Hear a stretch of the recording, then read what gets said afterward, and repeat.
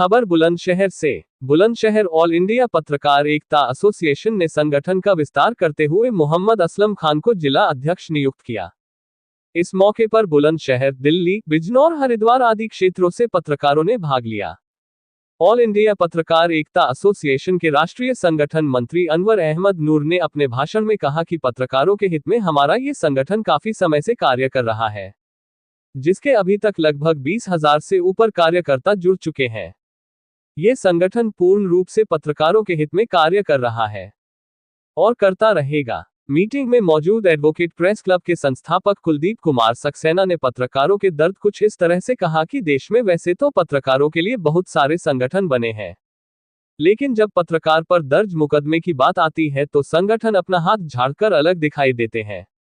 पत्रकार का दुश्मन ना तो कोई अधिकारी है और ना ही पब्लिक। पत्रकार का दुश्मन पत्रकार ही होता है जो अपने आप को बड़ा कहते हैं और अधिकारी को भ्रम में लेकर पत्रकार पर फर्जी मुकदमा पंजीकृत कराते हैं। एडवोकेट प्रेस क्लब के संस्थापक कुलदीप कुमार सक्सेना ने अपने शब्दों में एक बात और कही कि जब बड़े बैनर के पत्रकार पर मुकदमा दर्ज होता है तो बड़े बैनर के मालिक अपना पल्ला झाड़ते हुए कहते हैं कि हमने तो इस पत्रकार को पहले ही हटा दिया था, जबकि उन बड़े बैनर के पत्रकारों को बुलंदशहर की हिस्ट्री पता होनी चाहिए कि एक बड़े बैनर के ब्यूरो चीफ पर बुलंदशहर की एक जिलाधिकारी के द्वारा मुकदमा दर्ज कराया गया था। सूत्रों से मिली जानकारी के अनुसार वही ऑल इंडिया पत्रकार एकता एसोसिएशन के राष्ट्रीय अध्यक्ष दिलशाद अली ने पत्रकारों के दर्द को समझते हुए अपने शब्द यूं कहे कि मैं पहले पत्रकार होकर दूसरे संगठन से जुड़ा हुआ था। मेरे द्वारा हरिद्वार में पत्रकारिता करते हुए पत्रकार हित में कार्य किए गए, जिसको देखते हुए मैंने अपना संगठन तैयार किया और आज मेरे संगठन में लगभग 20,000 कार्यकर्ता जुड़े हुए हैं।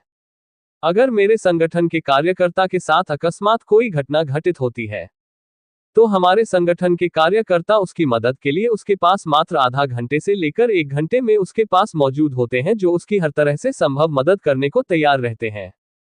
अगर हमारे संगठन के पत्रकार की दुर्घटना में मृत्यु हो जाती है तो हमारे संगठन की तरफ से पत्रकार के परिजन को 1 लाख रुपए की सहायता प्रदान की जाती है। साथ ही सरकार से भी हर तरह की मदद परिजनों को दिलवाई जाती है।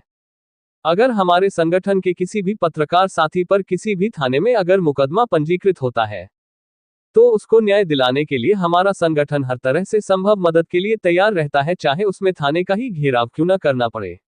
वही बुलंदशहर जिला अध्यक्ष बनाए गए पत्रकार असलम खान ने कहा कि मैं पत्रकारों के साथ कंधे से कंधा मिलाकर हर समय तैयार रहूंगा। मैं तत्काल अपनी राष्ट्रीय कमेटी को सूचित करूंगा, उनके स्तर से मामले को खत्म कराया जाएगा, चाहे किसी भी अधिकारी को फोन कॉल क्यों ना करवानी पड़ जाए। अगर जब भी मामला नहीं सुलझ पाता है तो फिर हमारा संगठन धरना प्रदर्शन से भी पीछे नहीं हटेगा। इस मौके पर सलमान जिला अध्यक्ष हरिद्वार, यदा शर्मा, तिरछी नजर के संपादक फारूक मंसूरी, आदिल मंसूरी, नौशाद सैफी, वसीम, मोहम्मद राशिद, काजल लोधी, वसीम सैफी, शैलेंद्र, कपिल राघव आदि पत्रकारों ने भाग लिया। Bureau report.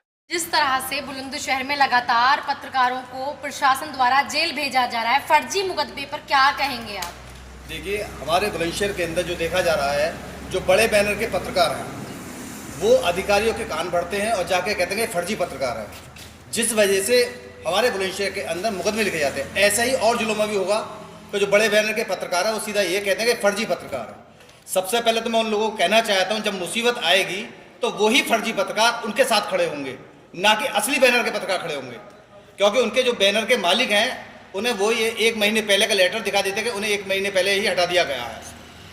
तो मेरा उनसे निवेदन है कि ऐसा करके किसी पत्रकार के खिलाफ फर्जी मुकदमा ना करें। एक पत्रकार एकता एसोसिएशन का जो ये प्रोग्राम आयोजित किया गया है बुलंदशहर के अंदर, क्या इसका उद्देश्य है?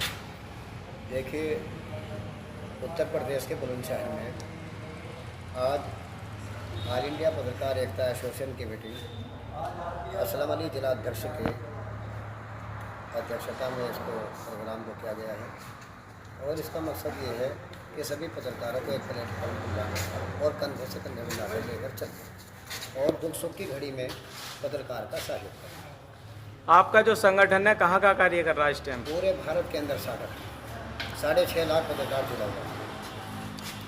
लगातार बढ़ रहे पत्रकारों पर अत्याचार क्या कहेंगे और क्या करेगा आपका संगठन इसमें? देखिए मैडम जी, पहली बात तो अब तक हमारे सामने ऐसे कोई कठिन मुश्किल नहीं है जो हमारा पत्रकार जेल चला गया हो, लेकिन हमारे से पहले जो गया उसकी तो हम माफ़ी चाहेंगे, लेकिन जब से हमारे संगठन में जुड़ा है आज तक कोई समस्या ऐसी नहीं आई है। और अगर आती है तो उसके लिए संगठन मात्र आधे घंटे से पहले उस थाने पे धरना प्रदर्शन का काम करेगा अगर ये बात नहीं बनी। सोशल मीडिया पत्रकारों को अलग कर दिया गया है, टीवी पत्रकारों को अलग कर दिया गया है, उस पर क्या कहेंगे आप? अब तक हमारे संज्ञान में तो ये मामला नहीं आया। हम तो उसको पत्रकार ही मान रहे हैं, चाहे वो सोशल मीडिया का हो, चाहे प्रिंट मीडिया का हो, इलेक्ट्रॉनिक मीडिया का हो। हम तो उसको पत्रकार ही मान रहे हैं। जो नाम दे रहा होगा, किसी का नाम रतिराम है, किसी का नाम अनिल कुमार है, किसी का नाम सोनू है, वो एक अलग बात है कौन क्या कहता है, लेकिन हमारे सामने बातें नहीं आई है। जगह जगह पत्रकारों पर हमले हो रहे हैं, इस पर क्या कहना चाहेंगे? अब तक अगर कहीं ऐसा मामला सामने आया है तो उसको संगठन ने मात्र आधे घंटे में सोल्यूशन किया उसका, और अपने पत्रकार को हमने बचाने का काम किया। बुलंदशहर से क्या अपेक्षा करेंगे? यहाँ के पत्रकारों को क्या संदेश देंगे? किस मैसेज से आप जोड़ना चाहेंगे? मैं चाहूँगा अगर यहाँ हमारी शाखा मजबूत काम करेगी और अपने साथियों को कंधे से कंधा मिलाकर चलेगी तो ये मान के चलो अगर एक को चोट लग गई तो सबको चोट लग गई, अगर एक को जख्म हुआ है तो सबको जख्म हो गया। तो अपने साथ में दुख सुख में 24 घंटे खड़ा रहना है, कोई बहाना नहीं बनाना है कि मैं खाला के जा रहा हूँ, मासी के जा रहा हूँ, ये हो गया वो हो गया, ये टोटल बहाने नहीं चाहिए। अगर एक पत्रकार के सामने कोई परेशानी आई है तो फ़ौरन ही पूरी टीम को वहाँ खड़ा होना है। उस संगठन ऐसे भी जो पत्रकार आपके संगठन में कॉल करते हैं, जिला अध्यक्ष कॉल नहीं उठाते, क्या कहना चाहेंगे उस पर? देखिए भाई जी, आपका बहुत बहुत शुक्रिया, आपने बात कही है। पहली बात तो हमारी टीम में कोई ऐसा बंदा नहीं है जो फ़ोन ना उठावे। अगर हमें ये भी पता लग गया कि उसने रात का समय और शराब पी रखी है, हम अपने सभी साथियों को आगाह कर देते हैं कि फला आदमी को फ़ोन मत करना।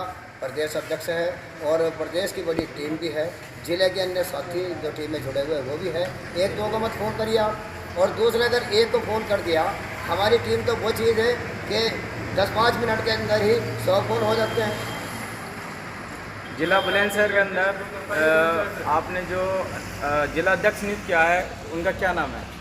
मैं आशा करता हूं कि मोहम्मद असलम जो है जो जिला अध्यक्ष बनाया गया है वो आज से सही काम करेंगे और संगठन को ऊंचाइयों पर ले जाने का काम करेंगे और सभी पत्रकारों को मिसाल लेकर चलने का। पत्रकारों को नहीं क्या संदेश देना चाहते हैं? और मैं तो जो पत्रकार बंधु हमारे यहाँ मीटिंग में आए हैं और जो नहीं भी आए हैं, हम उनका भी तहे दिल से धन्यवाद करते हैं और हम उनको भी कहते हैं कि आप भी ऑल इंडिया पत्रकार एकता एसोसिएशन में जुड़े और अपनी आवाज़ को बुलंद करने का काम। अगर पत्रकारों पर फर्जी मुकदमे होते हैं तो आपका संगठन? मैं उम्मीद करता हूं और आपसे यकीन दिलाता हूं कि आज के बाद अगर आप संगठन में रहकर काम करेंगे तो ये बातें भूल जाओगे। ठीक है, काजल हाँ यही स्टार्ट करो। चौथा स्तंभ कहे जाने वाले पत्रकारों पर लगातार अत्याचार बढ़ रहे हैं, फर्जी मुकदमे में जेल भेजा जा रहा है, क्या कहेंगे उस पर? जैसे जैसे अत्याचार बढ़ रहे हैं वैसे ही संगठन, हम इतनी दूर से उत्तराखंड से यूपी से चलकर आए हैं और दिल्ली तक इस काम के लिए काम कर रहे हैं। उनके अत्याचार को रोकने के लिए ही संगठन को मजबूती दी जा रही है और हमने दिल्ली में जो अभी पत्रकारिता दिवस पर साफ कर दिया कि किसी भी पत्रकार पर अत्याचार बिल्कुल सहन नहीं करना पड़ेगा। हम चाहे इसके लिए संघर्ष भी करेंगे, चाहे हमें धरना प्रदर्शन करना पड़े किसी थाने के आगे या जंतर मंतर। जो 5 प्रस्ताव हमने पत्रकारों के हितों में रखे हैं उसके लिए संगठन काम करेगा ताकि पत्रकारों को सुरक्षा भी मिले और संरक्षा भी मिले और जो सुविधाएं हैं उनकी वो उनको मिलनी चाहिए। सुविधाएं क्या होनी चाहिए? जिस तरह से कोई सरकारी जॉब तो है नहीं उनकी और ना ही कोई चैनल उनको पैसे देता है, तो उनके किस तरह से उनको लाभ होगा कि वो लगातार धूप छांव में लगातार काम करते हैं? हाँ बिल्कुल, आपकी बात ठीक है कि दिन रात काम करते हैं। उनकी सुविधाएं अगर आप सरकारी उठा के देखें तो बहुत सारी हैं। उनको स्वास्थ्य उनका चेक होना चाहिए, उनको अगर बीमारी है उसको तो उनका लाभ मिलना चाहिए, यातायात का लाभ मिलना चाहिए, पेंशन की व्यवस्था पत्रकारों के लिए होनी चाहिए जो 60 साल तक पत्रकारिता कर रहे हैं या जिन्होंने 25-30 साल पत्रकारिता में गुजार दिए उनको पेंशन मिलनी चाहिए। एक विधवा को मिल सकती है, एक मजदूर को पैसा मिल सकता है, एक दिहाड़ी मजदूर को पैसा मिल सकता है, तो पत्रकार को क्यों नहीं मिल सकता?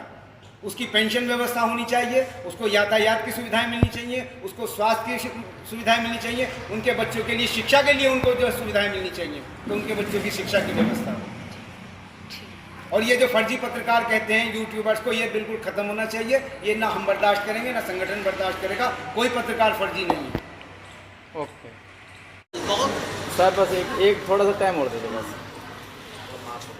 आप बुलंदशहर में यहाँ जिलाध्यक्ष भी हैं, क्या कुछ कहेंगे? पत्रकारों पर बढ़ रहे अत्याचार हैं। बुलंदशहर में भी 2 भागों में पत्रकारों को बांट दिया गया है, यूट्यूब और टीवी को, तो क्या उस पर कुछ कहेंगे आप? क्योंकि यहाँ तो पीसी भी अलग होने लगी है। अगर यूट्यूब वाले हैं तो उनकी पीसी बाद में होगी और जो टीवी वाले हैं उनकी पहले होगी। उस पर क्या कहेंगे? 2 ग्रुप भी बना दिए गए हैं कप्तान ऑफिस की तरफ से। आपने बहुत अच्छा सवाल किया है। अगर ये सवाल बहुत कम लोग इस चीज़ों को पूछते हैं। यही तो हम लोगों में बिखराव पैदा किया गया कि हम लोगों को टुकड़े और निवालों में बांट दिया गया है। मैं आज क्या करें, पत्रकार एकता एसोसिएशन की तरफ से आप सब लोगों को ये आश्वासन देना चाहता हूँ कि जो पत्रकारों के साथ अब तक अत्याचार और निराधार जिनके साथ में काम होते रहे हैं, अब आगे से ये नहीं होंगे। इस चीज़ को चाहे रिक्वेस्ट समझ लें, चाहे कुछ भी समझ लें, ये पत्रकार आपके सामने झुकने वाले नहीं हैं।